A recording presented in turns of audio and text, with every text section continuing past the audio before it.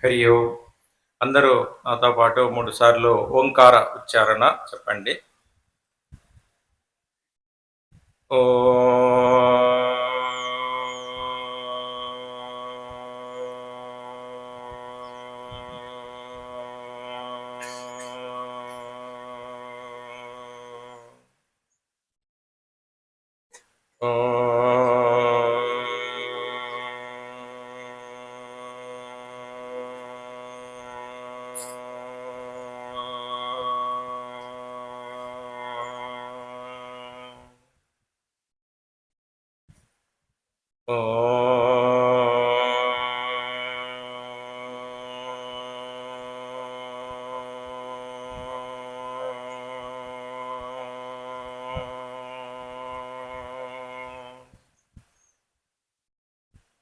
ఓం భద్రం కర్ణేభిః శృణుయామ దేవాః భద్రం పశ్యేమాక్షభిర్యజత్రాః స్థిరైరంగైః సుష్ఠువాగుంసస్తనూభిः విషేమ దేవహితం యదాయుః స్వస్తి న ఇంద్రో వృద్ధశ్రవాः స్వస్తి న పూషా విశ్వవేదాः స్వస్తి నస్తార్క్ష్యో అరిష్టనేమిः స్వస్తి నో బృహస్పతిర్దధాతు.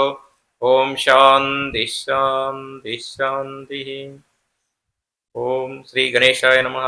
ఓం శ్రీ సరస్వత్యై నమః. ఓం శ్రీ గురుభ్యో నమః. హరి ఓం. అయినాలప్ప క్షేత్రంలో బ్రహ్మానందాశ్రమ సంస్థాపకులైన బ్రహ్మీభూత పరమ పూజనీయులు పూజ్య స్వామి చిదానందపురి స్వామివారి దివ్య పాదార విందాలకు ప్రణామాలు అర్పిస్తూ, అలాగే ప్రస్తుత పీఠాధిపతి ఆత్మానందపురి స్వామివారికి మా హృత్పూర్వక ప్రణామాలు, అలాగే వేదిక పైన ఆశీనులైనటువంటి సాధు మహాత్ములందరికీ మా హృత్పూర్వక ప్రణామాలు. ఇక్కడ శ్రోతలుగా విచ్చేసినటువంటి భక్త మహాశయులందరికీ కూడా గురు పరంపర ఆశీర్వాదాలను తెలియజేస్తున్నాము. అందరూ నామము చెప్తాను, పలకండి. హరి ఓం. పలకండి పలకండి రామనామము, పలకండి పలకండి రామనామము. మీరు పలకమంటే పలకరే మీ రామనామము, మీరు పలకమంటే పలకరే రామ రామ రామ రామ రామ రామ రామ. శ్రీరామ జయ రామ జయ జయ రామవో, శ్రీరామ జయ రామ జయ జయ రామవో. పలకండి పలకండి శ్యామనామము, మీరు పలకమంటే పలకరేమి శ్యామనామము. శ్యాం శ్యాం శ్యాం శ్యాం శ్యాం శ్యాం. రాధేశ్యాం రాధేశ్యాం నీలమేఘ కృష్ణ శ్యాం. రాధేశ్యాం రాధేశ్యాం నీలమేఘ కృష్ణ శ్యాం. పలకండి పలకండి శివనామము, మీరు పలకమంటే పలకరేమి శివనామము. శివ శివ శివ శివ శివ శివ శివ. సాంబ శివ సదా శివ సదా శివ సాంబ శివ. సాంబ శివ సదా శివ సదా శివ సాంబ శివ. పలకండి పలకండి హరినామము, మీరు పలకమంటే పలకరేమి హరినామము. హరే రామ రామ రామ హరే హరే, రామ హరే కృష్ణ కృష్ణ కృష్ణ హరే హరే. హరే రామ రామ రామ హరే హరే. హరే కృష్ణ కృష్ణ కృష్ణ హరే హరే. హరే కృష్ణ కృష్ణ కృష్ణ హరే హరే. హరి ఓం. బహూనాం జన్మనామంతే జ్ఞానవాన్ మాం ప్రపద్యతే వాసుదేవ సర్వమితి స మహాత్మా సుదుర్లభ అని భగవద్గీతలో పరమాత్ముడు చెప్తున్నాడు. బహూనాం జన్మనామంతే జ్ఞానవాన్ మాం ప్రపద్యతే. జ్ఞానవంతుడు అవుతాడంట మానవుడు. బహూనాం జన్మనం అంటే అనేక జన్మలు, ఎత్తంగా ఒక్కొక్క జన్మలో కొంచెం కొంచెం మాడిఫై చేసుకుంటాడంట మనిషి. మనకు డార్విన్ సిద్ధాంతం కూడా అదే చెప్తుంది అనమాట. క్రమంగా అమీబా నుంచి ఆది మానవుడి వరకు ఆయన ఎలా అయితే తీసుకొచ్చాడో, మనకు ఫిలాసఫీ కూడా ఏం చెప్తుంది అంటే మనిషి క్రమక్రమంగా మారుతాడంట. ఒకసారిగా ఒక జన్మలోనే పరిపూర్ణమైనటువంటి స్థితికి రావాలంటే కష్టం కాబట్టి కొంచెం కొంచెం ఒక్కొక్క జన్మలో కొంచెం పూర్వ జన్మలో ఏదో కొంచెం మనం పుణ్యం చేశాం కాబట్టి ఈ జన్మలో ఆశ్రమ సన్నిధిలో వచ్చినాం. మిగతా ప్రజలకు రాలేదు అవకాశం. కోట్లాది మంది ప్రజలు మన చుట్టూ ఉన్నారు, ఎంతో మంది. మరి వాళ్ళందరికీ శ్రవణం చేయాలి, శాస్త్రం నేర్చుకోవాలి, వేదాంతం వినాలి అనేటువంటి ఆసక్తి రాలేదు. మీకు కొంతమందికే వచ్చింది. ఎందుకు వచ్చింది అంటే పూర్వ పుణ్యం ఉంది, మనకు కొంచెం ఎక్కువ ఉండాలి. పూర్వజన్మలోనే కొంత మనము చేశాము ఈ పుణ్యం. అంటే గురు సేవ కావచ్చు, దైవ యొక్క అనుగ్రహమునికి పాత్రులమైనాము. అందువల్ల ఈ జన్మలో గీత చదవడము, మీరు వినటము, సాధువుల దర్శనము, ఇవన్నీ మనకు కొంత లభించినాయి. సో ఈ జన్మలో కొంత మనం ఇవన్నీ చేసుకుంటే వచ్చే జన్మలో కొంచెం ముందుకెళ్తాం. అలా అలా అలా వెళ్తూ మనిషి ఏదో ఒక జన్మలో పరిపూర్ణత్వం పొందుతాడు. అంటే ఏమి జన్మరాహిత్యానికి అర్హుడవుతాడు. అదే బహూనాం జన్మనాం అంతే జ్ఞానవాన్ మాం ప్రపద్యతి వాసుదేవ సర్వమితి స మహాత్మా సుదుర్లభ అంటాడు. కాబట్టి వాళ్ళు మహనీయులు, మామూలు వాళ్ళు కాదు, మనుషులమే మనందరము. అయితే సాధన చేసి ఎవరైతే ఆధ్యాత్మికంగా ఎదిగారో వాళ్ళందరూ కూడా గొప్ప వాళ్ళుగా మనము గౌరవిస్తాం. గృహస్థులు కూడా ఎంతో మంది ఇవన్నీ నేర్చుకొని చక్కటి సాధనలు చేసిన వాళ్లకు మంచి గౌరవం లభిస్తూ ఉంటుంది. మీరు ఎక్కడికి పోయినా, ఆశ్రమానికి పోయినా, ఇంకో చోటికి పోయినా మీకు ప్రత్యేకత గౌరవం ఇస్తారు. ఎందుకు ఇస్తారు అంటే మీరు ఏదో ఇట్లా ఈ మార్గంలో ఉన్నారు, ఆధ్యాత్మికంగా ఇవన్నీ నేర్చుకుంటున్నారంటే సాధువులకు ఎలా గౌరవం ఇస్తుంటారో మీకు కూడా ఇస్తుంటారు. ఇవన్నీ మనం చూస్తుంటాం. వాటి క్రమంలో మనము దైవం యొక్క కృప, దైవం యొక్క అనుగ్రహాన్ని పొందుతున్నాం. అంటే ఈ సర్వ సృష్టికి మూలకారకుడు భగవంతుడు అని చెప్పుకుంటున్నాం కదా. సాక్షాత్తు ఆ యొక్క పరబ్రహ్మ స్వరూపం ఏదైతే ఉందో, నిర్గుణ నిరాకారమైనటువంటి తత్వము ఒకటే ఉంది. భగవంతుడు ఏకం సత్విప్ర బహుదా వదంతి అని ఏదైతే వేదం చెప్తోందో ఒకటే ఉన్నది, మూల సత్యం ఒకటే ఉంది అనమాట. భగవంతుడు ఒకడే. ఆయనే అనేక విధాలుగా ఇక్కడ మేనిఫెస్ట్ అయినాడు. అనేక జీవరాశులైనారు. వాళ్ళమే మనందరం కూడా అనేక మతాలుగా, కులాలుగా, ప్రాంతాలుగా ఇక్కడ భూమి మీద ఉన్నాం. అయితే దీని అన్నిటికీ మూలం ఏమిటి అంటే మన స్వరూపాన్ని మనం తెలుసుకోకపోవడమే. మనం ఎవరమో తెలియకపోవడం వల్లనే ఈ జనన మరణ చక్రంలో తిరుగుతున్నాం. పునరపి జననం, పునరపి మరణం, పునరపి జనని జఠరేశయనం ఇహ సంసారే బహుదుస్తారే కృపయాపారే పాహిమురారే అని శంకరాచార్యులు చెప్తున్నారు కదా. అంటే మనకు తెలియకపోవడం వల్ల అనేక జన్మలుగా మనం ఈ మాతృగర్భంలోకి వస్తున్నాము. తెలిస్తే రారు ఎవరు. మళ్ళీ మనం ఇంకో తల్లి గర్భంలో పుట్టాలని ఏ మనిషి అయినా అనుకుంటాడా? అనుకోడు. ఎందుకో తెలియదు. తెలిస్తే ఎవరు అనుకోరు. తెలియక మనం వస్తున్నాం. తల్లి గర్భంలో ప్రవేశించి 9 నెలల్లో తల్లికి కష్టం కలిగించడము, వాళ్లకు ఎన్నో ఇబ్బందులు పెట్టి ఆ తర్వాత చిన్నప్పటి నుండి పెద్ద అయ్యే వరకు అనేకమైనటువంటి సమస్యలతో పోరాడుతూ ఈ సంసార జీవితంలో ఎన్నో ఒడిదొడుకులు, ఆటుపోట్లు ఎదుర్కొంటుంటాడు మనిషి. ఇన్ని చూసిన తర్వాత దేవుడా నాకు మళ్ళీ జన్మయ్యి అని ఏ మనిషి కూడా కోరతాడా? కోరరు కదా. కాబట్టి అదే జ్ఞానం కలిగినప్పుడు, అవగాహన కలిగినప్పుడు భగవంతునికి దగ్గర అవుతాం మనం. అంటే ఈ భౌతిక ప్రపంచం నుంచి మనము జన్మరాహిత్యానికి వెళ్ళిపోతాం. ఇక్కడ ఏమి లేదు అంటే ఇక్కడ ఏదో ఉంది అనుకుంటాం మనం. జీవితంలో ఏదో సంసారంలో భార్య బిడ్డలు ఇదంతా కూడా ఏదో బాగుంది అనే క్రమంలో పోరాటం చేస్తుంటాడు మనిషి. ఒక 30 ఏళ్ళలో, 40 ఏళ్ళలో, 50 ఏళ్ళలో చేసి అలసిపోతాడు. వృద్ధాప్యం వచ్చేసింది, ఇంకా మరణానికి దగ్గర అవుతుంటాము. కాబట్టి అనుకున్నదేమి ఇందులో లేదు అని కనుక్కుంటాడు. ఫైనల్ గా మరణం ఆసన్నం అయ్యేటప్పటికి మానవుడికి తెలిసేదేమంటే ఈ సంసారంలో నిజమైనటువంటి సారము ఉంది అంటారా? లేదంటారు కదా. కాబట్టి ఎక్కువ మంది అదే చెప్తారు, సారం లేదు ఇందులో అని. కాబట్టి ఏముంది, ఎక్కడ ఉంది మరి అంటే భగవంతుణ్ణి తెలుసుకోవడమే మనకు అల్టిమేట్ గోల్ అనమాట. ఫైనల్ గా భగవంతుణ్ణి తెలుసుకోవాలి అందరూ. ఆ క్రమంలో మనకు శ్రవణ మనన నిధిధ్యాసలు చెప్తున్నారు. శాస్త్రాలు ఏం చెప్తున్నాయి?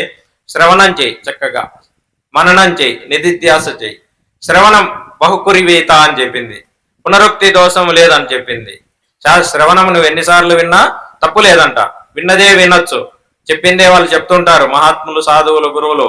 అయినా మనం వింటూ ఉండాలి. మనం తినే అన్నమే తింటున్నాం కదా, జీవితాంతం ఏమైనా బోరు కొడుతుందా?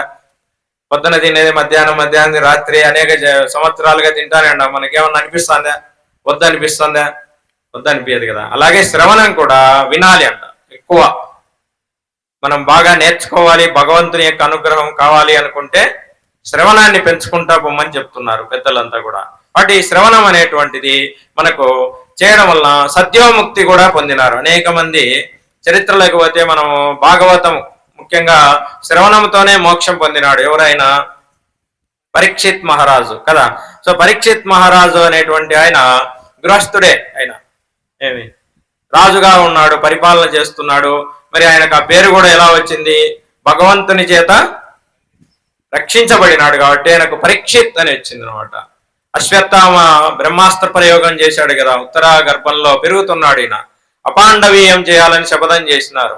ఏమి ఆయన ఎవరు? అశ్వత్థామ. అంటే పాండవుల వంశం నిర్వీర్యం చేయాలనుకొని మరి ఎంత ఘాతుకానికి పాల్పడ్డాడో చూడండి. ఆయన బ్రాహ్మణ కుమారుడు, ఆయన ఋషికి పుత్రుడు. అంటే విచక్షణ జ్ఞానం ఏమైపోయింది అక్కడ? కోల్పోయినాడు. ఋషి కుమారుడు కదా, ఏమి ద్రోణాచార్యుని కుమారుడు అశ్వత్థామ. అంటే అన్ని శాస్త్రాలు చదివినాడు, తపస్సులు చేసినాడు. అటువంటి గొప్ప వ్యక్తి కూడా ఇంత నీచమైనటువంటి ఆలోచన ఎందుకు వచ్చింది? ఇప్పుడు కలియుగంలో అంటే సరే ఆ రోజే వచ్చినాయి, ద్వాపర యుగంలోనే ఇటువంటి ఘోరాలన్నీ జరిగినాయి.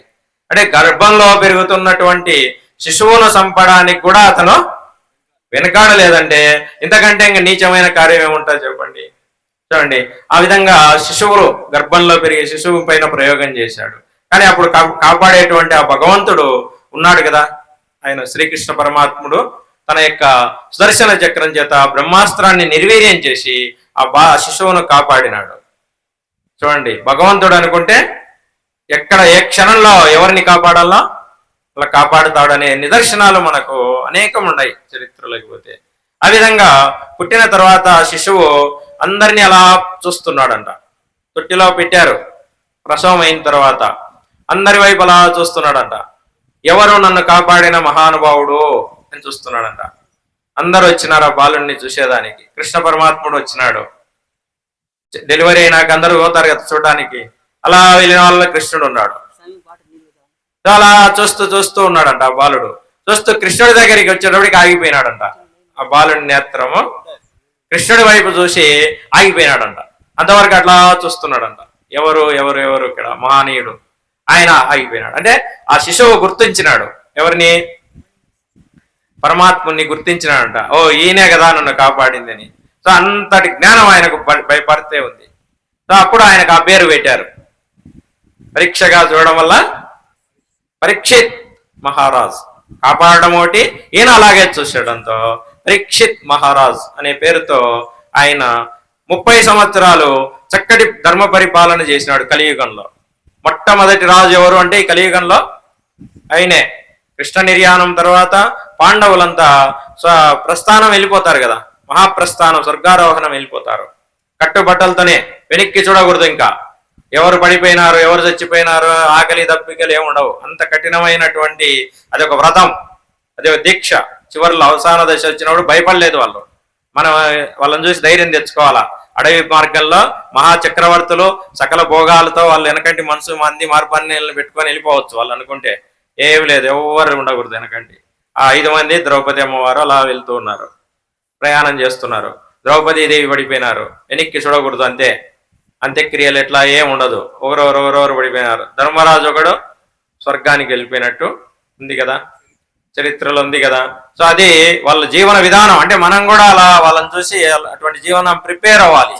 వృద్ధాప్యం వచ్చింది, అవసాన దశ వచ్చింది, భగవంతుని చేరుకునే దానికోసం ప్రిపేర్ కావాలా. మనం ఇక్కడ ఉండే వాళ్ళ గురించి ఆలోచించకూడదు. ఇంకా మన కొడుకులు మనవన్లు ఎవరు చూస్తారు, ఎవరు కాపాడతారు, వాడు చూపించలేదు, వీడు చూపించలేదు అంటాం, ఆసుపత్రికి పిలుచుకోపోలేదు, నన్ను పట్టించుకోలేదు, ఈ కంప్లైంట్లు వృద్ధాప్యంలో ఏముంటాయి? కొడుకు ఇన్ని లక్షలు ఇస్తుంది, ఇన్ని కోట్ల ఆస్తి ఇచ్చింది, వాడు నన్ను పట్టించుకోలేదు, నువ్వన్నా చెప్పు. ఇట్లాంటి కంప్లైంట్లు మనం వింటూ ఉంటాం, అవునా కదా? నిజమే, అది సహజం, అది అన్ని చోట్ల ఉన్నాయి. కాబట్టి వాటి కోసం ఎదురు చూడకూడదు, ఆ దరిద్రాల కోసం.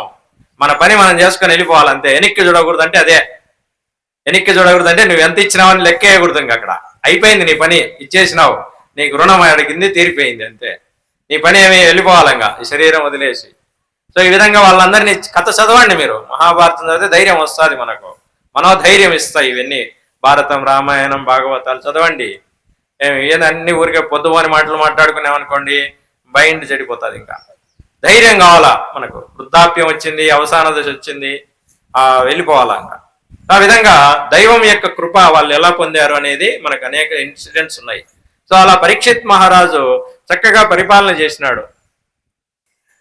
ఆ విధంగా పరీక్షిత్ మహారాజు మొట్టమొదట పరిపాలన చేసినాడు, ధర్మ పరిపాలన చేశాడు. కలియుగం ధర్మాలు వేరే ఉన్నాయి, ద్వాపరయుగ ధర్మాలు వేరు, కలియుగ ధర్మం వేరు. కలియుగం ధర్మం క్షీణించిపోతుంది. 3 పాదాలు అన్నారు, అది కూడా తగ్గిపోతా ఉంటుంది. 3 పాదాలు అధర్మం ఉంది, 1 పాదమే ధర్మం ఉంది. కానీ ఈయన 100% 4 పాదాలు ధర్మంగా పరిపాలనిస్తున్నాడు. ఎవరు? పరీక్షిత్ మహారాజు. అందరినీ తన బిడ్డల్లాగా పాలిస్తున్నాడు. కానీ ధర్మం యొక్క నియమాలు ఉన్నాయి కదా సృష్టిలో, సో అది ఒప్పుకోదు, అది దిగజారిపోతా ఉంటుంది ధర్మ పరిపాలన. నువ్వేం చేయలేవు ఏమి. ఆయన అలా ఒకరోజు వేటకు వస్తూ ఉన్నాడు పరీక్షిత్ మహారాజు. రాజు రథం మీద వెళ్తూ ఉన్నాడు అడవికి. వెళ్తుంటే ఒక చండాలుని రూపంలో గోమాతను కాలితో తన్నుతూ వస్తున్నాడు ఒకడు రాజుకి ఎదురుగా. రథం ఆపి కత్తి తీసుకొని వాడిని చంపనీకి పోతాడు. ఎవరు? పరీక్షిత్ మహారాజు. ఈ దేశము పుణ్యభూమి, గోమాతను పూజిస్తాం మేము, లేస్తే దండం పెట్టుకుంటాము. అటువంటి ఈ దేశంలో పుణ్యభూమిలో నువ్వు గోవును ఈ విధంగా హింసించి తంతావా, నిన్ను నరికేస్తానంటాడు. అప్పుడు ఆ చండాలుడు ఈయనతో మాట్లాడతాడు. రాజా, నువ్వు ఎంత ధర్మంగా నువ్వు పరిపాలన చేయాలనుకుంటావు, నేను కూడా నీలాగే వచ్చినాను అంటాడు. నేను కలిపురుషుణ్ణి, నిన్ను ఎట్లా సృష్టి చేసినారో దేవతలు, నన్ను కూడా సృష్టి చేసినారు. కాబట్టి నా పని నేను చేయాలి. అక్కడ ఆయన పని ఏమి? అధర్మాన్ని పెంచాలా. అధర్మాన్ని పెంచే పని నాది, నేను కూడా తపస్సు చేసినాను అంటాడు అతను. కలిపురుషుడు. చదవండి భాగవతం. నేను కూడా తపస్సు చేసినాను అంటాడు. దేనికి తపస్సు చేసినాడు? వినాశనం చేయనికి. ఇప్పుడు జరిగేది అన్ని అరాచకాలన్నీ అవే ప్రపంచంలో. దాడులు, భయంకరమైన ఉగ్రవాద దాడులన్నీ అలాంటి వాళ్ళ వారసులే, ఇంకెవరో కాదు. ఏమి ఆ కలిపురుషుని వారసులు వీళ్ళంతా ఎక్కడున్నా. కాబట్టి ఆ కలిపురుషుడు చక్కగా రాజుతో సంవాదం చేస్తాడు. నాకు కూడా జీవించే హక్కు ఉంది, మరి నేను ఎలా బ్రతకాలంటాడు. అయితే ధర్మంగా ఉండే చోట నువ్వు ఉండడానికి లేదు, భక్తుల దగ్గర ఉండడానికి లేదు, దైవ కార్యాలు జరిగే చోట ఉండడానికి లేదు, నువ్వు దూరంగా ఉండు అని చెప్తాడు. ఎక్కడో నాకు స్థానం చూపి అంటాడు. 5 స్థానాలు ఇస్తాడు. 5 సాలవు అంటాడు. 7 ఇస్తాడు. ఏంటి అవి? జూదము, వ్యభిచారము, దొంగతనము, హింస, సువర్ణము, ఇవన్నీ 7 ఉన్నాయి. చదవండి భాగవతంలో. ఆ 7 స్థానాల్లో ఉండొచ్చు అంటాడు. మిగతా చోట ఉండనీకి లేదంటాడు. సో నాకు సంతోషంగా మంచి స్థానాలు ఇచ్చినావు, నేను హ్యాపీగా ఉంటానంటాడు. అతనేం వద్దని చెప్పాడు. వాటి వాళ్ళను పెంచుతూ పోతున్నాడు ఈ కలిపురుషుడు. ఏమిటయ్యా అంటే, 2 జూదం ఆడతా అంటే 4గురిని చేస్తాడు అతను. కలిపురుషుడు చేసే పని ఏమి? 2 ఆడితే బాగుండదు, 4గురు ఆడండి అంటాడు. 2 మందు తాగుతాడారనుకో, మరుసటి రోజుకి ఏం చేస్తాడు? 4గురిని చేస్తాడు. ఇప్పుడు అది జరిగేది అవే. ఎక్కడ చూసినా ఏముండయి, ప్రపంచం అంతా దానిపైన నడుస్తూ ఉంటుంది. ఎవరండి ఇవన్నీ చేసేది? ఆ కలిపురుషుడే. కాబట్టి ఈ విధంగా కలిపురుషుడు ఎంటర్ అయినాడు. ఎప్పుడు? కలియుగంలో వచ్చేసినాడు. ఈయన ధర్మ పరిపాలన మీద దెబ్బ కొట్టాలనుకుంటున్నాడు. అతను రాజును కొడితే మొత్తము అటాచ్ చేయొచ్చు అనే ప్లాన్ లో కాసుకొని ఉన్నాడు. ఒకరోజు దొరికినాడు రాజు. ఎలా దొరికాడు? రాజు అడవికి వెళ్ళేటప్పుడు ఆభరణాలు, కిరీటాలు ధరించుకొని వెళ్తారు. వాళ్ళ పద్ధతి అది, ఆచారం. ఒక ఆభరణాలు ఉండే గది ఒకటి ఉంటుంది వాళ్ళకు. ఒక్కోసారి ఒకటి పెట్టుకొని వెళ్ళిపోతుంటారు. ఒకరోజు దగదగాని మెరిచేటువంటి ఒక కిరీటం మీద పోయింది ఆయన దృష్టి. దాన్ని పెట్టుకున్నాడు. అది ఎవరిది? కాదు, దుర్యోధన చక్రవర్తిది. వాళ్ళ వారసులే కదా, వాళ్ళ ఫ్యామిలీ, వాళ్ళ ఆభరణాలన్నీ ఎక్కడుంటాయి? వాళ్ళ దగ్గరే ఉన్నాయి కదా, ఎవరు ధరించలేదా 30 ఏళ్ళుగా, ఇతను పెట్టుకున్నాడు. దుర్యోధనుడు దుష్టుడి యొక్క ఆభరణం ధరించడం చేత అతనిలో దుష్టత్వం పేరిపోయింది. చూడండి, కలిపురుషుడు ఎంటర్ అయిపోయినాడు. ఇప్పుడు ఎవరి దగ్గర? పరీక్షిత్తు ఇంతవరకు రాలేదు, పరీక్షిత్తులో చేరిపోయినాడు. సో అదే అక్కడ సర్పమే విసిరేయడం. శమీక మహర్షి నీళ్ళ దాహం వేసింది, చదివినారు కదా కథ. దాహం వేసింది, నీళ్ళు ఎవరో ఆ కుటీరం కనపడితే అక్కడ పోయినాడు. శమీక మహర్షి ఆశ్రమానికి పోయినాడు, నీళ్ళు అడిగినాడు, పలకలేదని చచ్చిపోయిన పాము తీసి విసిరేసినాడు, పడిపోయింది పులహారంలాగా. కొడుకు వచ్చినాడు శృంగి బ్రహ్మచారి, వచ్చి ఎవరు మా నాన్న మీద ఇంత అవమానం చేసినారో ఆ వేసిన వాడు 7 రోజుల్లో ఇటువంటి క్రూరమైన సర్పం చేత చచ్చిపోగా శాపం ఇచ్చినాడు. అయిపోయింది రాజు పని. ధర్మమైనటువంటి పరిపాలన అడిగి బ్రేక్. ఎవరు చేశారు ఇదంతా? కలిపురుషుడు. ఆయన రాజు ఇంటికి వచ్చినాక పశ్చాత్తాపడ్డాడంట. అప్పుడేమనిపించలే, కిరీటం తీసేసినాక నేను ఎందుకు ఇంత ఘోరంగా ప్రవర్తించినాను, ఎప్పుడు నేను సాధువులను అవమానించలేదే, సాధువులను ఎప్పుడు మేము పూజించే వంశం అది, నేను ఎందుకు ఇంత నీచంగా ప్రవర్తించినాను అని ఆలోచిస్తే అక్కడనే మంత్రి వాళ్ళందరూ చెప్పినారు, అయ్యా నువ్వు ఈరోజు ఈ పొరపాటు చేసినావు, ఈ ధరించకూడని ఈ కిరీటము ధరించినావు, ఇది దుర్యోధనుంది, దుష్టత్వం నీలో ప్రవేశించింది. చూడండి, అంటే దుష్టుల యొక్క వస్తువులు కూడా ఎంత ప్రమాద ప్రభావం చూపిస్తాయి అనేది ఆ ఇన్సిడెంట్స్ ఉన్నాయి. ఇవన్నీ సో చాలా జాగ్రత్తగా ఉండాలా మనం కొన్ని విషయాల్లో. ముఖ్యంగా ఇట్లా ఆధ్యాత్మికంగా ఎదగాలనుకునే వాళ్ళు ఇంకా జాగ్రత్తగా ఉండాలా. సో ఆ విధంగా పరీక్షిత్ మహారాజు శాపము తప్పదు, ఎవరికి ఉపశమనం చేసేదానికి లేదు. శృంగి చెప్తాడు, శమీక మహర్షి చెప్తాడు, ఆయన ఉపసంహారం చేసేదానికి నీకు లేదు, ఇవ్వడమే కొడుకు పని.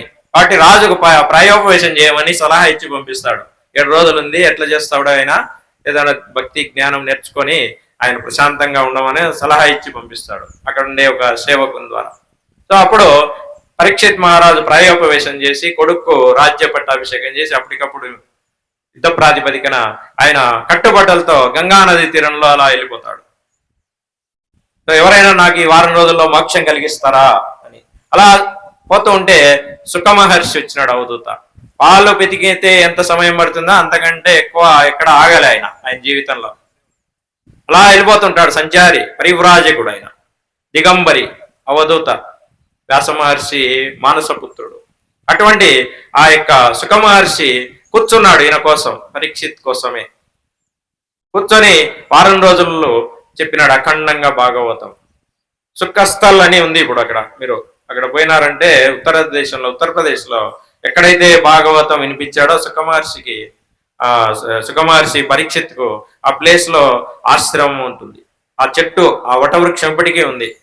ఇప్పటికే అక్కడ భాగవతం సప్తాహాలు జరుగుతూనే ఉంటాయి నిరంతరం. మీరు ఎప్పుడన్నా పోతే అక్కడ పోయి చూసి రండి, చూసుకొచ్చేపు అక్కడ పారాయణ చేసుకొని రండి, మంచిది. సో ఆ విధంగా 7 రోజులు జరిగినటువంటి ఆ పారాయణ భాగవతం అడుగుతూ ఉన్నాడు, చెప్తూ ఉన్నాడు. సో ఆ యొక్క 7 రోజులకంతా శాపం టైం వచ్చేసింది. ఈయన శాపం ఉంది అన్న ఆలోచన కూడా లేదంట ఆయనకు. ఎవరికి? పరీక్షిత్ మహారాజుకు. అంటే మర్చిపోయినాడు ఇంకా, ఎందుకు దీంట్లో పూర్తిగా మునిగిపోయినాడు. భగవంతుని యొక్క అనుగ్రహంతో ఆ భగవంతుని కృప 100% ఆయన పొందినాడు. ఇంకా నేను చనిపోతున్నాను, నాకు శాపం ఉంది, 7 రోజులు టైం అయింది అనే ఆలోచన, భయం లేదు. ఆనందంగా ఆయన లేచాడంట 7 రోజులు అయితేనే దుఃఖం పోయింది ఆయనకు, మృత్యు భయం పోయింది, నేను చనిపోతాననే భయం పోయి హాయిగా లేచి అలా ఇంటికి వెళ్తాడు. కొడుకు వచ్చి తీసుకెళ్తాడు. ఈరోజు 7వ రోజు నిన్ను భద్రంగా మేము కాపాడాలా అని చెప్పేసి ఆయన ఒక గది ఏదో ఒంటి స్తంభం ఏదో పెట్టి అదంతా బందోబస్తు చేసి చాలా ఏర్పాట్లు చేస్తాడు. ఏది పాములు ఎక్కడ కూడా దూరకుండా, సర్పం వచ్చి కాటేస్తుంది అని చెప్పేసి తెలుసు కాబట్టి సర్ప దిగ్బంధనం చేసేస్తాడు, ఎక్కడ కానీ ఏది రాకుండా పురుగులు.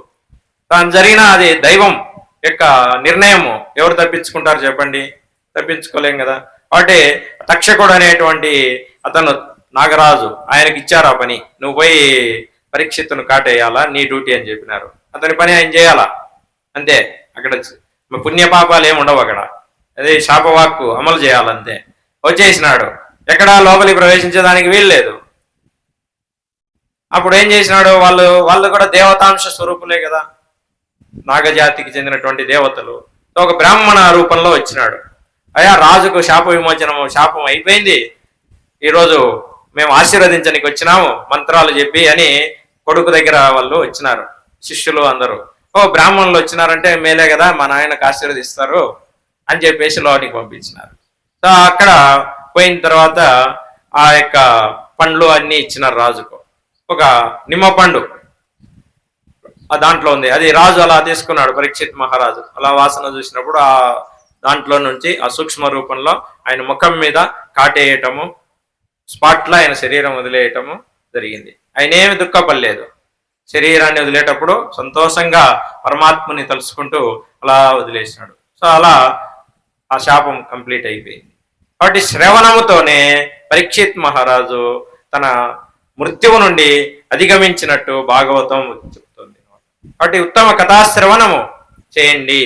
ఈ కలియుగంలో నామస్మరణ ఇటువంటి శ్రవణము చాలా మంచిది. వేదాంతము ఇవన్నీ కొంచెం కష్టం, సాధన చేయాలా తపస్సులు చేయాలంటే అయ్యే పని కాదు అందరితో. సులభమైనటువంటి పద్ధతులు భాగవత కథాశ్రవణం చేయండి, సులభంగా ఉంటుంది. పద్యాలు పోతన భాగవతం ఉంది మనకు, ఇంకా సులభంగా ఉంటుంది. సో ఇవన్నీ పల్లెల్లో అందరూ చదువుతూ ఉంటారు అక్కడక్కడ. కాబట్టి ఇలాంటి దాంట్లో ఏదో ఒక దాంట్లో మనం రోజు 1 గంట సేపు 2 గంటలో సత్కాలక్షేపం చేస్తే కూడా భగవంతుని యొక్క అనుగ్రహము, భగవంతుని యొక్క కృప మనకు సంపూర్ణంగా కలుగుతుంది. అందరికీ కూడా మోక్షాన్ని ప్రసాదిస్తుంది. ఇటువంటి సులభమైనటువంటి పద్ధతులు మనకు భగవద్గీత కానీ, భాగవతం కానీ, రామాయణం కానీ, భారతంలో కానీ ఎన్నో ఇన్సిడెంట్స్ ఉన్నాయి. వీటన్నింటినీ నెమరు వేసుకుంటూ మనం తర్వాత తరాలకు కూడా ఇవి అందించాలి. పల్లెల్లో ఎక్కడ చూసినా చదివేవాళ్ళు, అక్కడక్కడ అరుగుల మీద కూర్చొని. మా చిన్నప్పుడు కూడా చూసేవాళ్ళం, భాగవతము రామాయణము భారతము చదువుతుంటే అందరూ అలా కూర్చొని వింటూ ఉండేవాళ్ళు. ఇప్పుడు ఎక్కడుంది, అంత పోయినాయి కదా. సో అవన్నీ మళ్ళీ తిరిగి మనం నేర్చుకోవాలి. మన వారసత్వం, మన సాంప్రదాయాలను మనమే కాపాడాలి. ఇంకెవరు కాపాడతారండి? కాబట్టి మనం అందరూ కూడా ఈ భారతదేశంలో ఇటువంటివన్నిటిని కూడా మళ్ళీ తిరిగి తీసుకొస్తూ అభివృద్ధి పదంలో మనం ముందుకు వెళ్ళాలి. కాబట్టి ఈ యొక్క కార్యక్రమంలో స్వామి ఆరాధన సందర్భంగా మనం ఈరోజు మనం ఈ సన్నివేశం భగవంతుని యొక్క కృపకు ఏ విధంగా మనం పాత్రలం కావచ్చు సులభంగా కథా శ్రవణంతోనే అని ఒక ఇన్సిడెంట్, ఒక సన్నివేశంతో మనం ఈరోజు మన ప్రవచన కార్యక్రమం చెప్పడం జరిగింది. హరి ఓం హరి ఓం.